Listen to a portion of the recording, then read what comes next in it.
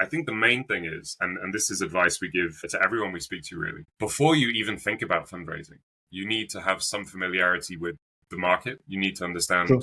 who some comparable companies, what have they raised? If you can find the terms, that's always useful. Get an idea for the kind of valuations a comparable company might achieve. And is that within your expectations? Is it near your expectations? If so, good. If not, you may need to really think about it.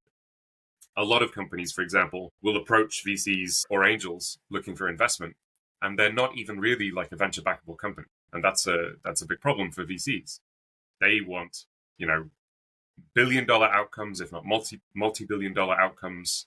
And if your company isn't on that path, you're wasting your time, frankly. So that's, there's a lot of questions to be asked before you even get into kind of specifics of valuation. Once you are in a negotiation and you're talking to an investor, and if they really push back and they say, we think your valuation's way too high, first you have to understand that's their incentive. They want more ownership, so they are often going to do that. If you have competing, if you're talking to multiple investors and you can get some competing bids, of course, that's always helpful. Get a bit more of a range. But really, it's going to come down to having a solid objective view of the company and of the market, combining those two, and then you should get a fair outcome.